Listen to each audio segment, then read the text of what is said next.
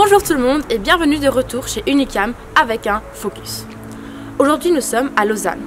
Nous allons parler à M. Tuberoso qui est psychologue chez Espace. Espace est une association qui travaille avec des femmes, des hommes et des enfants qui ont vécu des abus sexuels. Déjà avant la pandémie, 22% des femmes au-dessus de 16 ans avaient vécu des abus sexuels.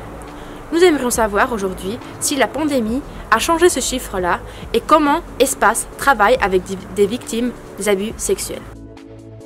Alors bonjour, je m'appelle Marco Tuberoso, je suis psychologue ici à Espace, donc Espace de soutien, prévention, abus sexuels. Mon travail consiste soit à accompagner des personnes victimes ou accompagner des adolescents auteurs ou alors aider en cas de crise dans des structures lors d'abus sexuels. On a vu par exemple lors du confinement, le premier au mois d'avril, durant les 6 semaines de confinement, on a eu moins de demandes, clairement. Par contre, moi j'ai eu plus de demandes de personnes qui avaient un besoin d'aide beaucoup plus fort. J'ai eu des personnes qui... ça a réveillé de vieux souvenirs de traumatismes qu'elles avaient vécu. Les demandes sont venues en gros 1 mois et demi après. Et là, alors on a eu énormément de demandes. Normalement, par exemple, entre juillet, août, il y a une baisse de demandes. Et là, cette année, ça n'a pas du tout été le cas.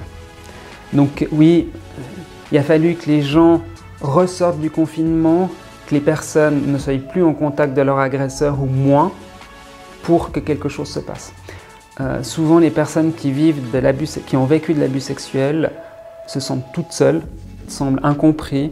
Ils disent de toute façon, je ne vais jamais rien pouvoir faire, ça va rester comme ça toute la vie. Et ce n'est pas le cas. La majorité des gens qui viennent chez nous s'en sortent, dans le sens où ça va devenir une cicatrice, mais comme beaucoup de cicatrices. Si vous avez une jambe cassée, il faut du temps pour que ça cicatrise. Et puis quand c'est cicatrisé, ça peut refaire mal. Mais ce ne sera pas toujours ouvert. Et les personnes qui ont vécu de l'abus sexuel et ou de l'anxiété ou d'autres symptômes arrivent ensuite, elles ont l'impression que ce sera toujours une plaie qui va rester ouverte. Et là, non. La majorité des gens qui viennent chez nous vont retrouver une manière de pouvoir revivre plus ou moins naturellement.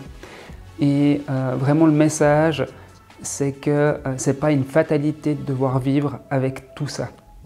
Et par contre, ça demande de réussir à faire le pas, d'aller chercher de l'aide. Et là, en tant qu'ami, vous pouvez aider quelqu'un que vous connaissez à faire ce pas-là.